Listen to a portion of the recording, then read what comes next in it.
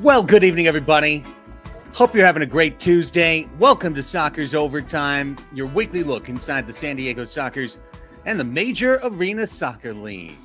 It's Season 7, Episode 9. It's been smooth sailing for the Sockers most of the season, but turbulence ahead, a major road trip, battles with Ron Newman Cup finalists, and the strikers are in the way too. We're going to talk about it all on your only show for the San Diego Sockers Overtime with Tony Sanchez, Craig Elston here. Tony, how are you tonight, my friend?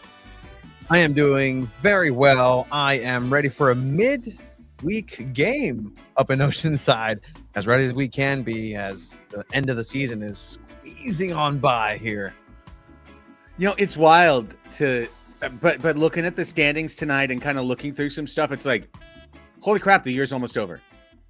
Like, you know, you just start to dig into it, and then you look up, and you get a couple of these 2-match weekends, and the next thing you know, you're like, wait a second.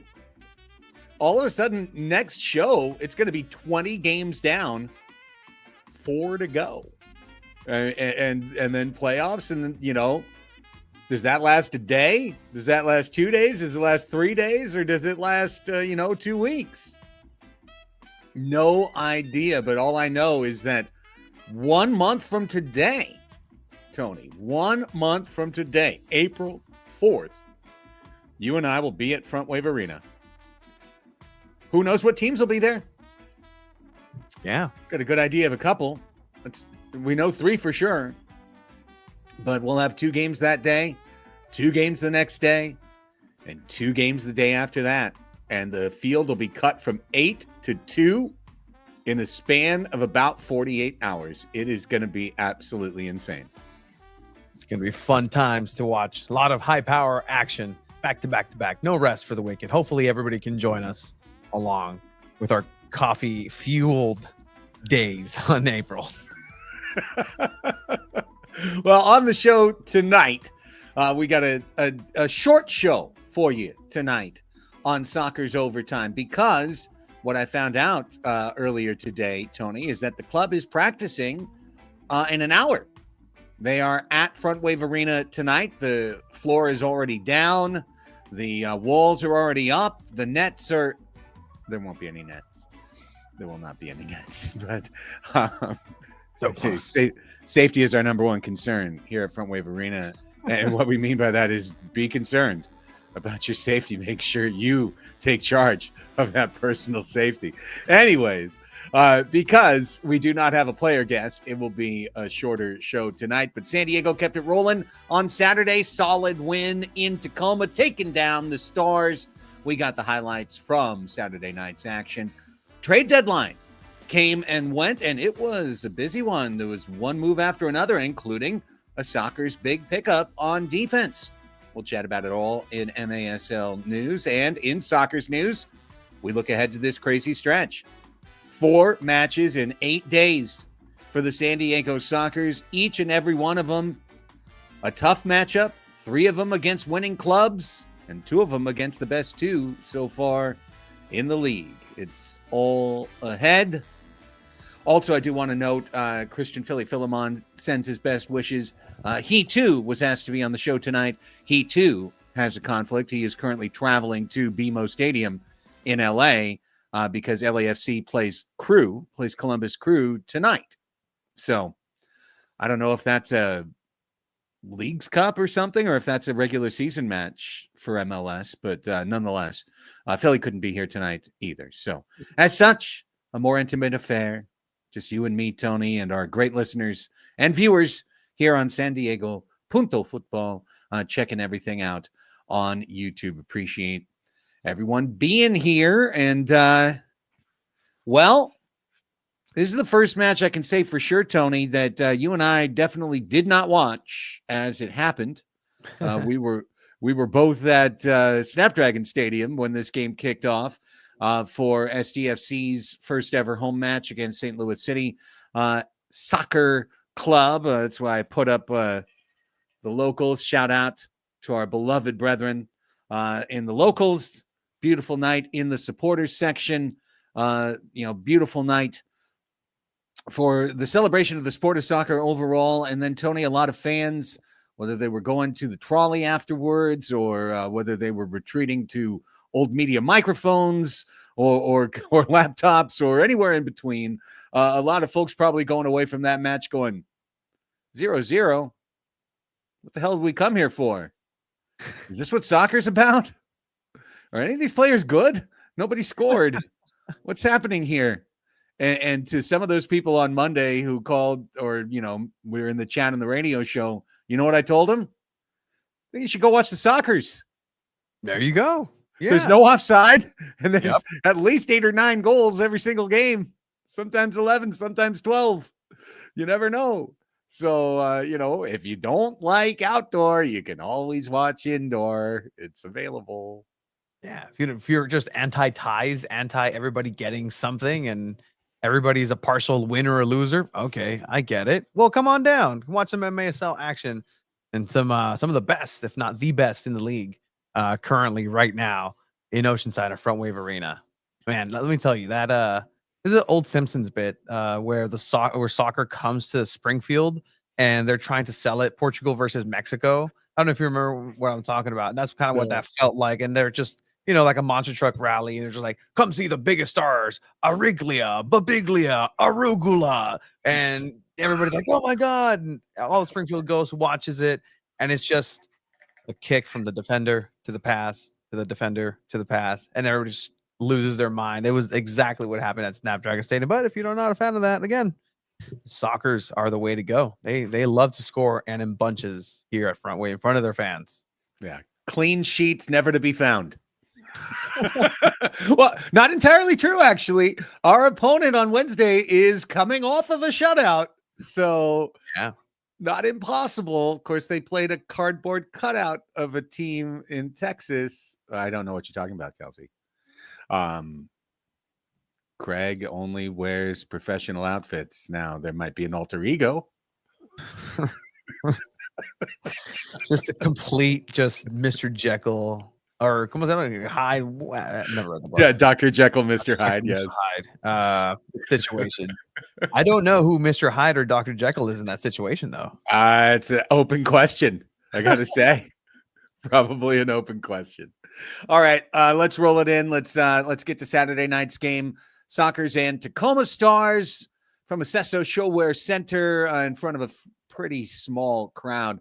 And Tacoma got off to a very nice start. In this one, kept the pressure up on the Soccers and on Boris Pardo. Some decent runs, takedown at midfield. And a spinneroonie here. Wow. Gotta like this kid. Kai Briscoe. We'll see some more of his acrobatics later in the highlight reel, but oh boy. That one's Wallace Scora, well-placed, kind of slow. Semi-obnoxious goal right here. Just, foot, hand, knee, shin. So many things so close to that ball and yet so far away. Wait. 1-0. Soccers are going to get it back pretty quick. It's shocking that Craig missed that one off the back post. Yeah. That he was told he was on 495 goals. He's like, I don't want to get 4 or 5 up here. Let me keep things where it is. Meanwhile, Keiko Gontan, too much space. Good to see the Spaniard get back on the board. A 2-goal game here tonight, Tony, but Gontan had been shut out for 5 matches before that. Yeah, and he hasn't really been a real, prime product and production player for a good stretch here, and it seems like he's getting his groove back in and really sticking to the basics and keeping that ball on the ground. That's his specialty right there. A great still picture by Eddie Trujillo as well. Eddie edits himself into the film. Really nicely done on that one right there. It's great. Absolutely love it. Early second quarter now. Michael Ramos, good dime off there. Second chance, skims in off the head of Christian Gutierrez. And it's a Willie Spur goal. And it's 2-1 Tacoma. Usually every time the Soccers go up to Tacoma, something's going to happen along the way. Every once in a while, the Soccers win it just in a nice little runaway. To the time, it's something like this. Stars playing well early, taking advantage situationally, and then again, this one, bing bong, right off of the chest, shoulder, chin, and Costa, nice kick by Toth right there, leg extended. Pardo up to the task as well. Boris's numbers have just been steadily improving as the year goes on. There's another great save by Boris Pardo. Sockers still down 1, but in the second quarter, they would find their way. Man down for San Diego is Tavoy. Whistle stops play, but handling the ball outside the crease is the call against Chris Toth. Take a look. This one comes around. Toth is hustling back in. And then as he charges out there, he absolutely handles the ball outside of his area. So Chris knows what's what. He's got to go into the bin. Backup keeper comes in. Craig Childs just puts it between his legs. Thank you for playing, young man. 2-2 tie. Childs, career goal number 496.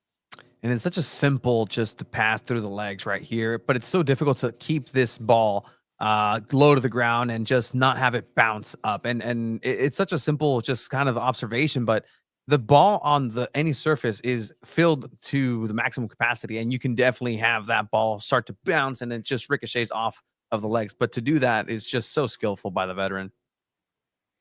Pardo the save, Pardo the lovely throw out, Keiko to work, all the dribbling, send it to the back post. You take lovely. That. Yeah. Lovely. Now, that was actually deflected off of a Stars player, I believe, as we see on the replay. Keiko trying for the pass here, but Logan Jones gets in the way, so Gontan gets the goal instead of the pass. And 3-2 San Diego. Soccer's now starting to feel better. Cardenas, blast of a shot on Chris Toth right there. A crumpling shot. Tavoy, little back heel trying to get cheeky. Off the wall. Chris out of position. Put it home in the crease. Charlie Gonzalez. 4-2. And this is usually, again, speaking of soccer stars matches, Tony, this is usually what happens. San Diego's going to find a chance to get on a roll, get the defense moving side to side. And as usual, there's a soccer's player in the middle, Chris being asked to do too much. Nobody on Charlie, and he knocks it home nice and easy. Yeah, and Charlie's almost falling backwards as he controls that ball and still is able to maintain his balance to get that power shot up to the roof of the net. It's fantastic skill there by Charlie Golazo. Boris Pardo, big saves here late in the quarter, 3 in the span of 30 seconds there, and then get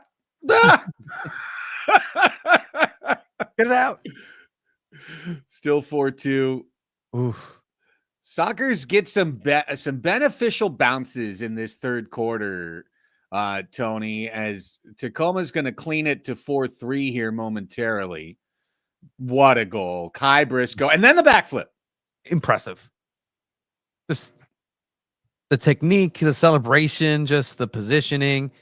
That's an outdoor goal as it gets. It's very rare that you see it. We call it in Spanish una palomita. It's like a little dove, just that little flick of the head. Boom. Boink. It's gorgeous. Excellent. Absolutely gorgeous. Celebration, even better. Gotta love the indoor game. Let's look at it one more time, up close. Get down. Woo! He got his whole body behind it, too. Yeah. Really frontwards and backwards. Now is where we're going to start to see some good fortune smiling on San Diego. Couple close calls there. Here we go. Bar out on the breakaway. Now Logan Jones off the wall. Bar out again. 2 equalizers that the crossbar denies. Other side, put it home. Once again, moving laterally, getting wide, creating space. Charlie Gonzalez to the back post. Drew Ruggles would have been there if need be, but it's 5-3 San Diego. And what vision to get that ball exactly where it needs to be, a weighted pass, and for Charlie to get that ball in that angle. It's incredible what the Sockers are doing and really hitting a different gear. And this goal right here, I love. Now that's a goal of the week. right there. Not that Kai Briscoe's isn't. Kai Briscoe's is, like you said, a great outdoor goal. But what's this? This is a great indoor goal. This is what indoor is all about. Wallace score. How about Wallace score? Oh, I'm going to my right. Play it off the ball. Run to where the ball's going to be. Absolutely beautiful play. Yeah, Ruggles loves scoring great goals in Tacoma this season. I love seeing it. He's a different animal up in Washington. Yeah, he's the Tacoma beast. Morgan, oh, how did he not finish it? Incredible spinning run to set up Tavoy off the post. Feel like you're kind of toying with Tacoma at this point. Great leaping.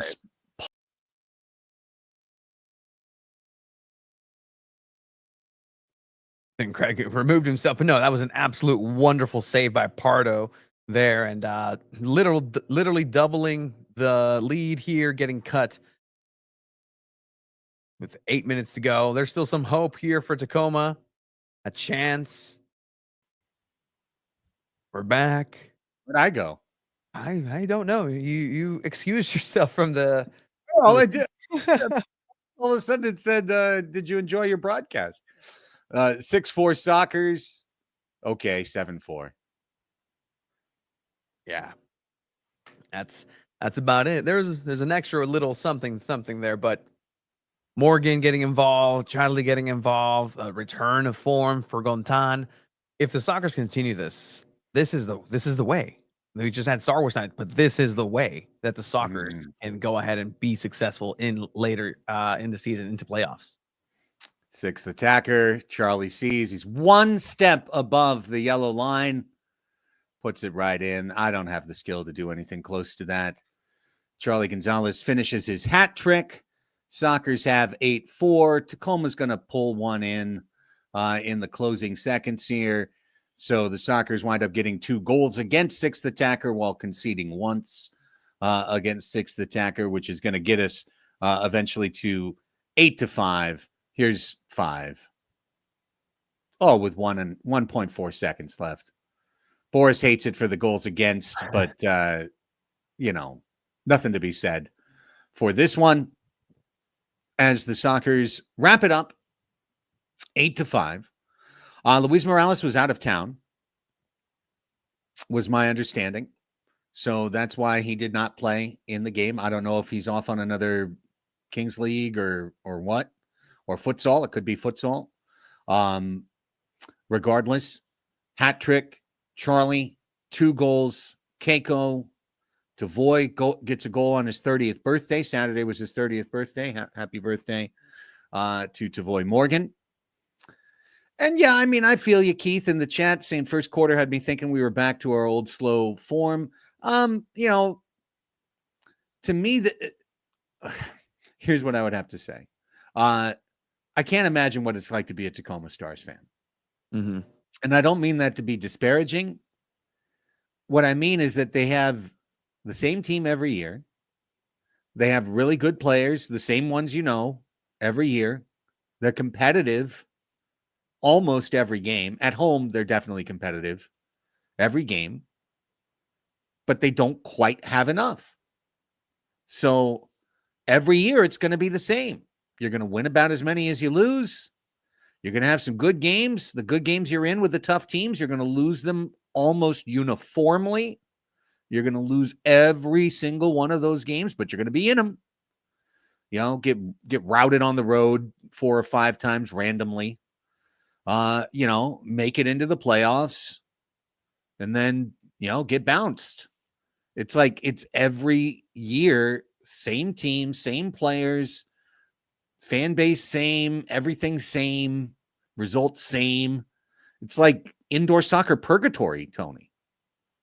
Yeah, and there is always that glimmer of hope almost that the Stars sometimes get where it's like, oh, are they getting it together? Is there something different? Is Nick Pereira finally getting some help? Is it just not the Nick and Toth show? Like, all right, can be something. And you start to, it's for the sake of parity, for the sake of the health of the league, you start to really see a pattern forming, and then you just kind of get same old, and other tournaments get in the way, injuries, you go down to Savage, you just it just all kind of comes crumbling down. But I wish it wasn't the case. I wish for the health of the league, this would change, and I'm not sure what it would take to change that.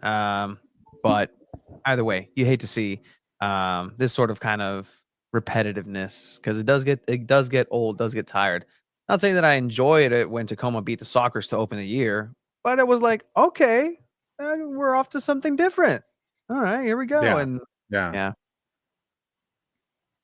Well, and another good point in the chat that the Stars made two big moves in the offseason. They got Mijatovic was supposed to be a loan that turned into a sale. From what we understand now, Empire was never going to take Mijatovic back, and Mijatovic was never going to go back to Empire. So, I think there was some inevitability to that, but also Moises Gonzalez, very consistent scorer, and a guy who's been not just in Chihuahua or in Monterey, but he's been in Utica. He's a guy with a visa. He's a guy who can play north of the border, and both those dudes got moved at the deadline. So Tacoma knows what they are. They saved a little money moving a couple of guys. They'll still be, as Kelsey said, they'll still be good enough to take 8th place because all of the other teams below them aren't trying anymore. St. Louis might still be trying, kind of, but they traded Frank and a few other players off their club as well. It's basically abandoned hope for everybody below 6th in the playoff table. So, it is what it is. A team like Tacoma that trades away their players, gets to 8th place. Utica, I don't know what to think about Utica anymore. I think Utica is kind of a dangerous team. And if they've got Kelvin, on any one game, it could be great. But you look at, there's 8 points between Utica and Tacoma. So I guess you can say 7th place is where the line is drawn. 20, 18, 15. Dallas traded every single player on their team, basically, except Jamie Lovegrove. So, they straight up fire sailed out. So, those games are just automatic blowout wins for everyone else. But yeah, for a team like Tacoma, they're going to limp in and then, probably get whomped by Chihuahua in the first game of the playoffs and be in and out and going, why the hell did we have to fly down to North County, Oceanside, San Diego for that? But you will. And if Chris Toth had a great game and Nick Pereira had a great game and blah, blah, blah, and it'll probably be competitive and it'll probably be close in the third and then they'll lose by 3. It's like I said, it's just indoor soccer purgatory for the Stars. Yeah. And the best case scenario there is okay, Stars, do everybody else a favor, tire Chihuahua out as much as you can. Let's find some holes in them and do what you did over at Corner Sport Arena. Again, best defensive performance against Chihuahua at Corner Sport Arena is still the Tacoma Stars. That's kind of the reality of things right now. But I think if that's their use, their functionality within MASL this year, Sockers fans wouldn't be too mad if they slowed down Chihuahua and okay, let them use all the firepower against them. Let it tire themselves out. Go for it, guys. All right, so that's it for the Stars match. Again, I'm really trying not to sound like dismissive or whatever, but it's like there's a real repetitiveness to the Stars Soccer's series. There's that one close game. There's that one upset that Tacoma gets every year, almost every year. There's the close wins for San Diego, and then there's the ones up in Tacoma that San Diego pulls away and wins by 3 or 4 goals. And it's like, and if they meet in the playoffs, the Sockers win, and that's where it goes. And I'm sure I like that from Kelsey. I'm sure Nick is excited about the playoffs, because it's one game, because Chris Toth is good, because Nick Pereira is good. Those guys could theoretically spring an upset on somebody. If it's a series where they have to go road and home, Tacoma has absolutely no chance in hell. But one game at Front Wave, Maybe. Yeah, it's a Maybe. puncher's chance, right? Like there's always that chance that one punch landed perfectly and you take hundreds of punches first, but it just takes one and you're the winner. And that can definitely be the game. If they're reserving everything in the entire season for that game, then sure, that the bold strategy, Cotton. We'll see if it pans out. All right, let's transition to MASL news. Last week, the trade deadline for the league came and went. And unlike some other deadlines, well, I was going to say this one was a lot busier. Mostly this was a couple of teams running the white flag up the flagpole. And several teams saying thank you. You know what it reminded me of, Tony? It reminded me of a fantasy league. Yeah. You know, in a fantasy league, there's a couple of teams that are like, I'm not in it this year. Who do you want? You know, I'm sick of this guy. Here, have a deal. And then the top 2 or 3 teams like, wait, he got something. I got to get something. Yeah. Hang on. Let me. Oh, you got one. I want to get one. And pretty much that's how it goes. Each one of the top 3 teams at least got one guy that's gonna try and bolster the playoff run, which is going to be unpredictable because it's a single elim anyway. So wild. Yeah, the biggest winner and the biggest name traded so far is cash considerations. That's the biggest name out there on every single roster with the trade. Cash considerations. I always wonder what does that mean. I mean, I know what it means. So I'm just like, means I would think about paying you. I'll consider it. Maybe in cash. None of this electronic stuff. No. Legal tender. Cash yeah. Cash on the barrel. There's actually a barrel. Keith Tozer walks around with a barrel. You got to throw the cash down. And then you make the deal. Okay, so start with the Sockers. Sockers get a guy that they've been linked to multiple times, Christian Quintana. 6'2". He's big. He's tough. He leads the league in fouls with 42. Last year, he was Chihuahua's pickup at the deadline. He had 2 goals and an assist and 9 blocks in the playoffs. He got himself a ring. I assume the Savage bought rings for their players. I hope they did. I'm sure they did. I didn't see the ceremony. I'm sure they did. No, but rings aren't a thing in Mexico. We don't do rings. Oh. Yeah. Medal? No, like that's really not a thing in Mexico. There's giant trophies and like medals. I think medals is more a thing actually. I'm not sure. I'm gonna try to find out actually. I'm interested. Yeah, good question. Oh. Did they get a ring or did they go like rings? Rings are for gringos, man. No anillo para mí. No. So hey, Quintana, 6'2", big, strong. I think this is a good signing or whatevering. I love how it was a trade and then the Sockers graphics says signed, which tells you exactly what it really is. Yeah. We acquired him for a price. Cha-ching. Mine. Susan asks, why didn't Chihuahua keep him? Probably because he is a Dallas native. He probably has a job in Dallas. And he probably came back to the Sidekicks to work on his job in Dallas and still play pro soccer. This is a riff on the same thing we were talking about last week, Tony, where leagues that are of a higher status, players are paid to a level where they're going to go where their club is because they're getting paid by their club enough to live. So that's where they go. Like the Zen movements of Dylan Cease, of the Padres ace, who's like very Zen Buddhist. And he says, well, my job is to take the ball and throw. So I'm going to take the ball and throw. And if they trade me, then the next place I go, I will also take the ball and I will throw it, and wherever I am, this is what I do. So I will do that.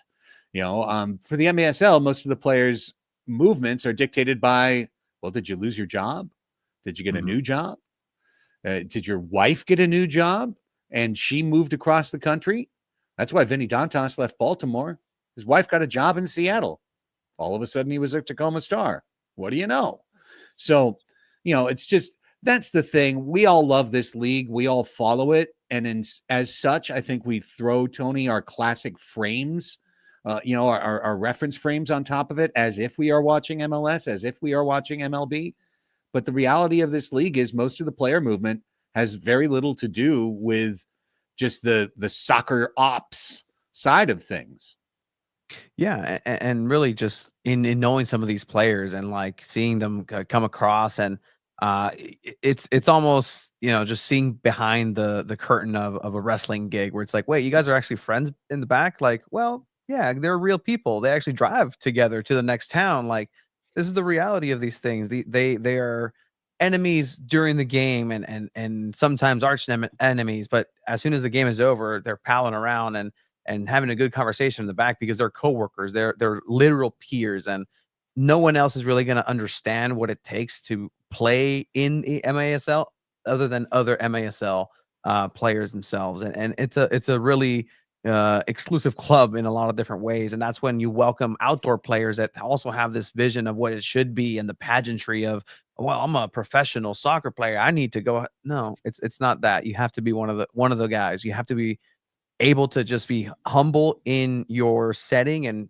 live where your feet are. And that's a lot of the reasons why, these players love this sport. And that's why I love it, because they love it so much to do that. And it's an opportunity. The players who come from Tijuana, players come from Mexico, like it's incredible. Like, it is still professional. And the fact that these dudes literally sometimes go off from their job and do this at a high level, the highest level that they possibly can. I can't imagine what a soccer only MASL league would look like, and if we can pay them, like, oof, that'd be Yeah, incredible. it'd be pretty sick. It'd be pretty sick, that's for sure. Now, the deadline is where you do get some guys who are going to go move somewhere for a month or two, and then they're going to go back to what they were doing. One guy who seems to be happy to go anywhere and isn't rooted down by some job, I'm really not that shocked by that part of it. Stefan Mijatovic, he is now a Kansas City Comet. Yeah. Well, All right. once again, size. Once again, toughness. He can score. He's a very physical player. He brings a lot of aggression and attitude to the floor. And if the Comets can keep him in line, and, he was teammates with Zach Reggett down in Florida, probably a situation where he's got a couple of friends, Vandegrift as well, so he should have a couple of friends on the team. I don't look forward to facing Stefan Mijatovic on Sunday when the Sockers are in Kansas City. I think he does if he is playing properly and not doing allegedly racist stuff and chasing wave players down hallways and getting suspended. And I guess he probably, I guess the anger management class went well. Yeah. Congratulations on transcripts. Yeah. Are there transcripts available? Was it a passing C- or was it flying colors? I don't know.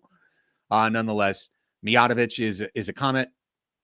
It makes the Comets tougher. There's no doubt. I think on a lower level, Moy Gonzalez to Chihuahua. First off, going to miss the Took in the Tacoma games. Going to miss that. Second, he's a good, solid, accomplished scorer. I just don't know in the run of Chihuahua, where they've got so much, how he really changes anything for the Savage. I don't think he really changes anything. I feel like he's just depth and, just another big body, another tough guy, another guy that could bruise you, another guy that can wind you down. And if you're not careful, get a goal off you. Good set piece scorer. But, he doesn't take Puentes's role. He doesn't take Pareja's role. He'll be in there as like the third forward or something. So Chihuahua's already good. I don't see that as a big difference maker. UCFC sent forward Isaac Somo to Empire. Empire's got a winning record right now. Dallas sent players everywhere. Signed 2 dudes, released them the next day. St. Louis sent a bunch of dudes everywhere. these teams are saving a little money down the stretch.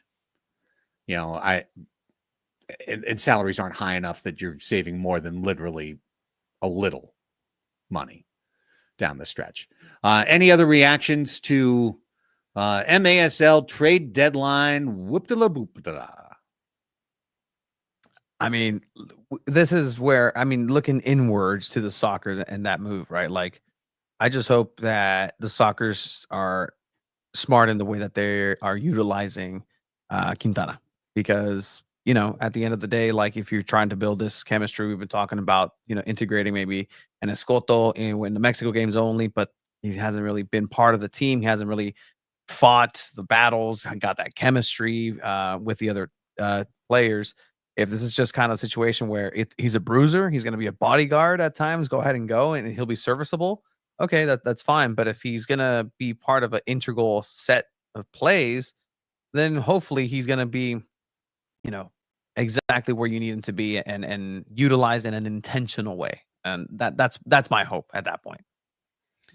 Well, I think it also illustrates something that we've seen inside the Sockers locker room, Tony, when the team's been out on the floor the last 2 home matches, which is that Felipe Gonzalez and Pee Wee Ortega are not close to coming back. They're probably out for the year. So with that, Christian Gutierrez has been pushed back from midfield to defender.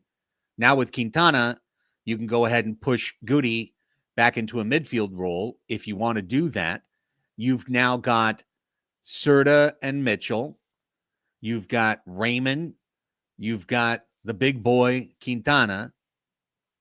Who am I leaving out? Oh, I'm just thinking, we got 5 solid defenders now for Sockers, and size, guys with size for Sockers now in the back as well. And I feel like that's the one thing that you can feel pretty good about, is that Quintana is keeping up the size advantage, which you're going to need when you're facing all of these teams, and especially when you get into the very physical playoffs. And I am killing myself. Cardenas, Serta, Quintana, Raymond, and Ruggles. Jesus. Yeah. Hey, look, he's been scoring so much and doing so much on the offensive side of things that you just forget sometimes he's a defender because of how high up he plays in that midfield, that long shot. Like, in the long hair, that flair. Like, he's a good defender, but he has flair, and that kind of sometimes puts you off of pure defender. Like, no, he's a defender first of all, first and foremost. But that means that Sockers now have 4 defenders at 6 foot or better. The only one not is Serta, and Serta's a absolute scrapper and the dude that you want out there anyways. So I like that. And then you think about Taylor Bond and him being the defensive runner forward. Then you got the speed of Mendez. I think this team has the physicality now to specifically match up with a Kansas City.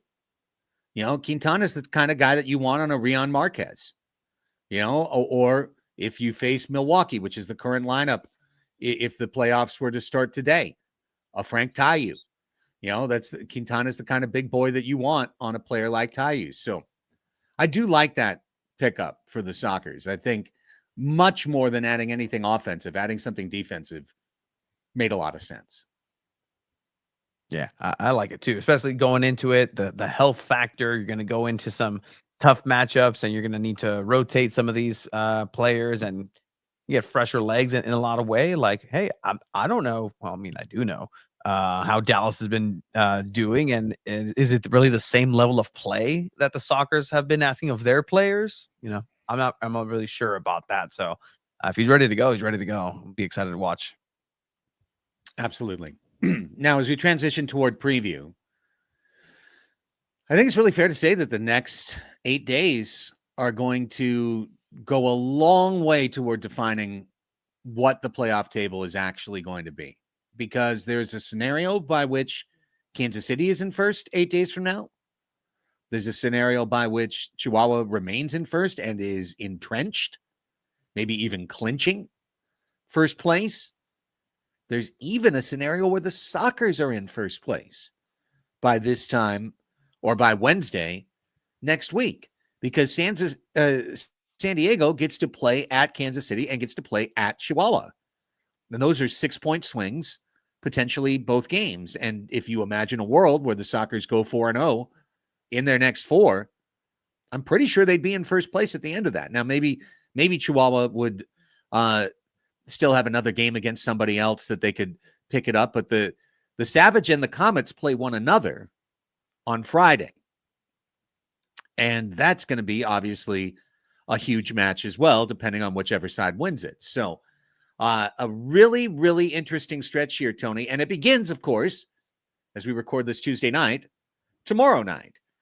We are now 24 hours, 45 minutes from kickoff. Ooh, geez, Mitchell.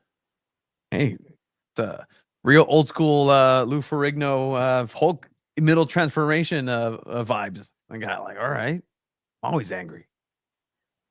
This is me when they don't put the extra guac on.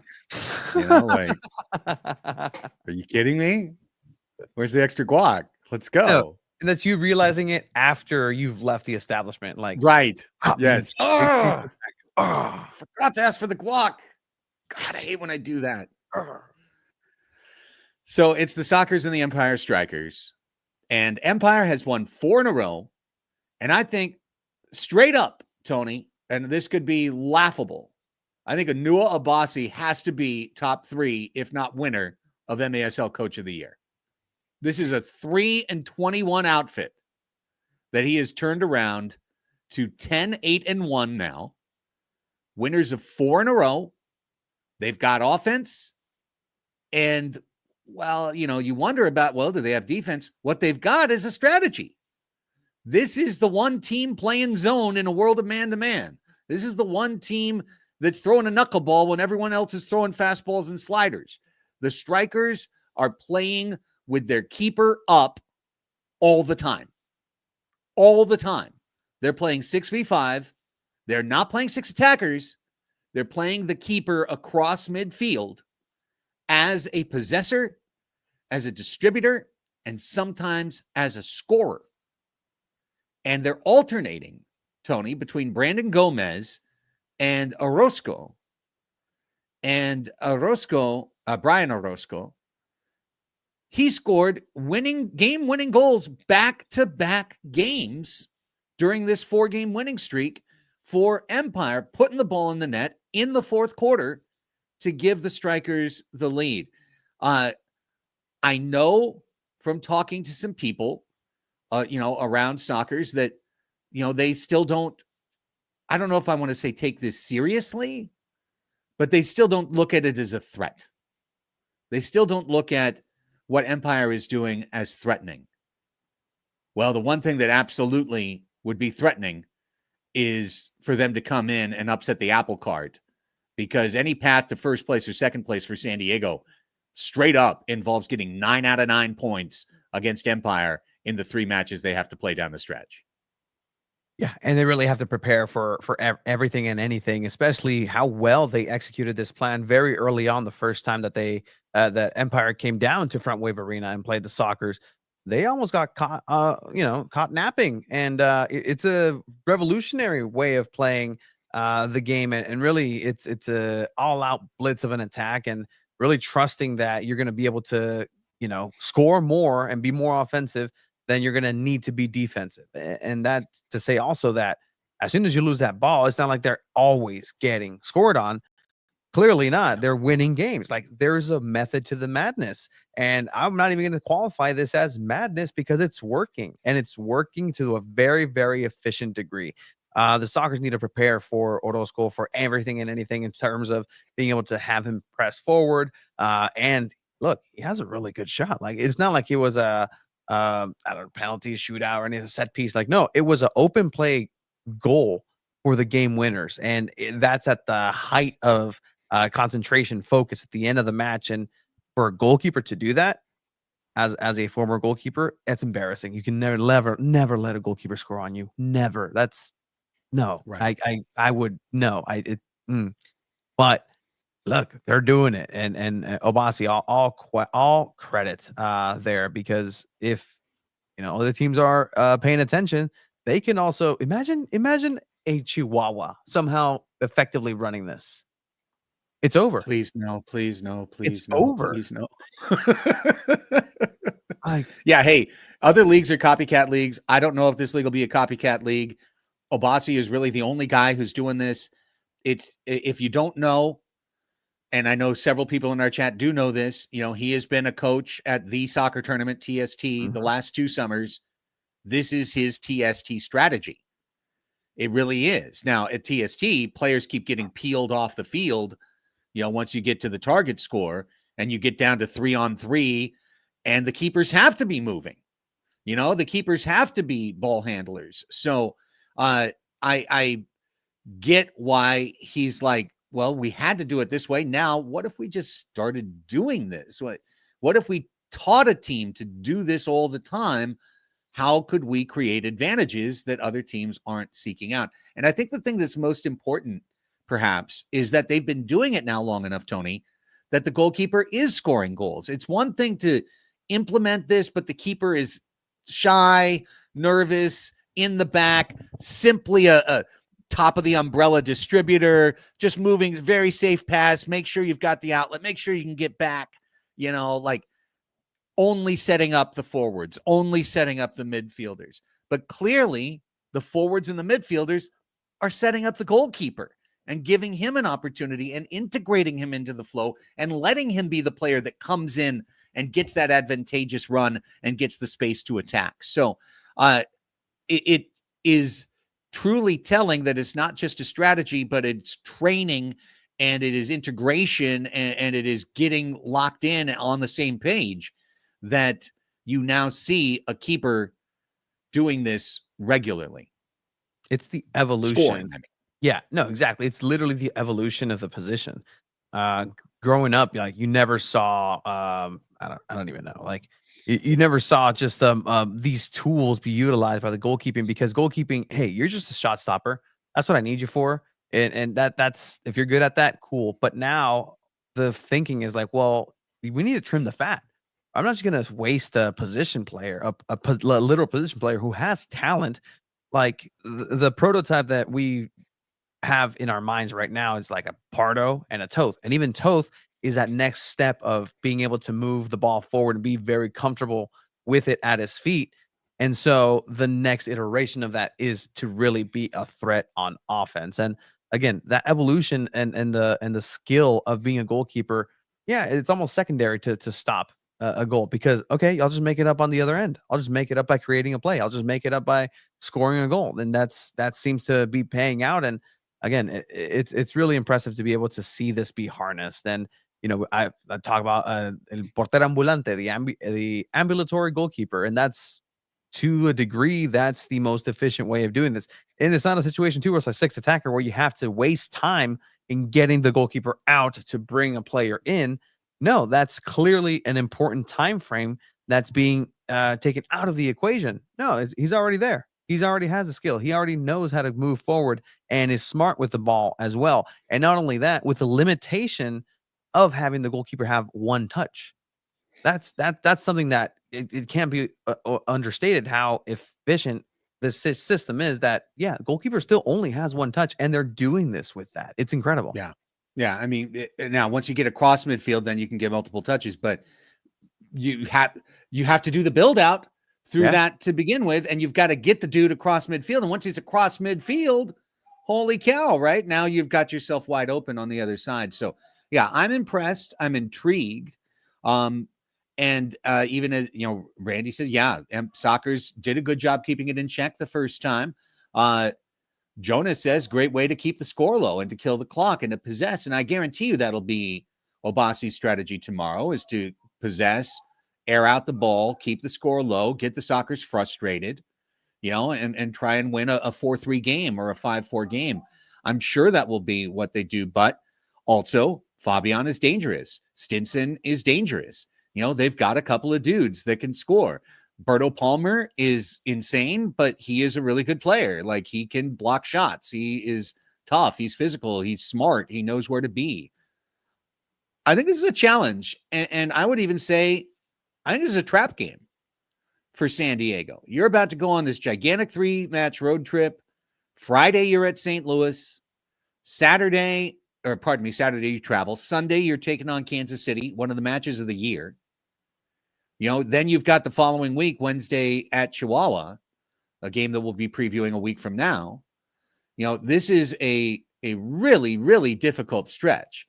And if San Diego somehow rolls through it, they will get to the end of this and they will most likely either be in first place or they will be behind Chihuahua, but with games in hand that they have an opportunity to get to first place. However, drop the games at Kansas City and Chihuahua and you can absolutely 100% count out San Diego playing on the opening night on Friday night at Front Wave Arena. You will push them into no better than third place and therefore into the Saturday games.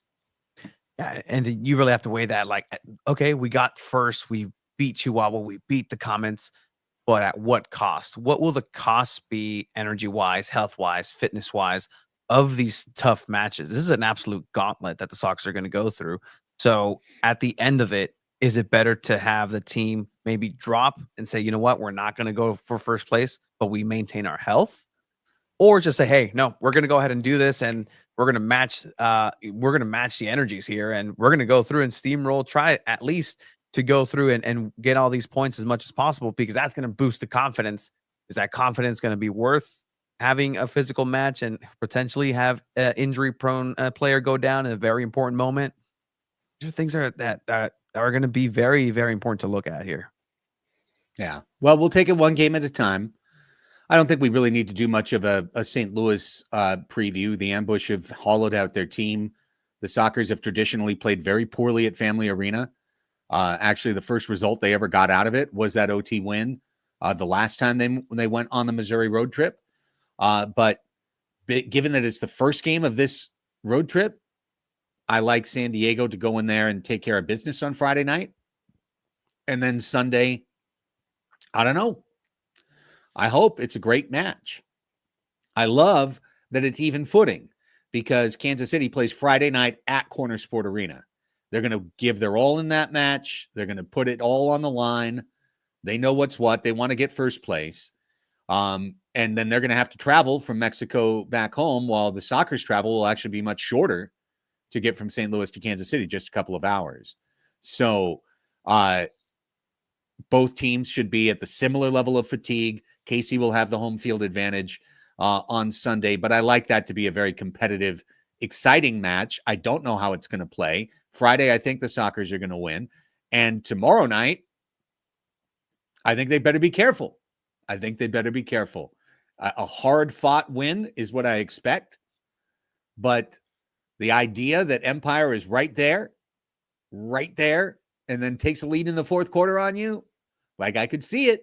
I could imagine it happening, but I agree with Keith right there. It's kind of what we said right to start the show, Tony. These next 10 days, 8 days really, define what's going to happen, define whether it's going for first, whether it's we're going to try and play Kansas City at Oceanside, or we're going to try and play Chihuahua at Oceanside in the playoffs.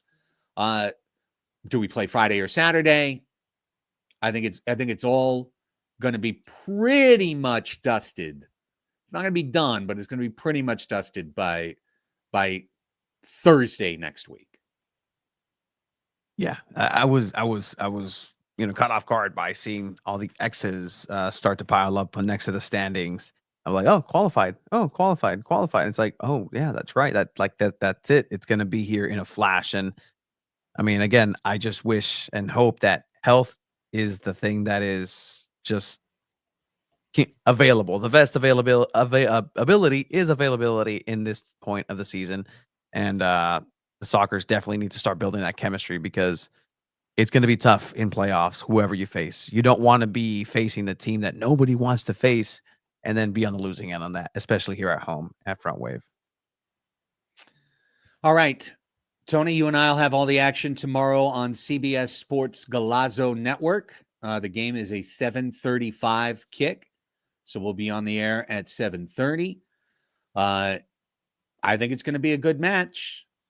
Wednesday night, late night game. Super not cool on a general level. But nonetheless, we'll make the absolute best of it. And, during the time that we're announcing the game, it'll be great, and I'll be thrilled to be there.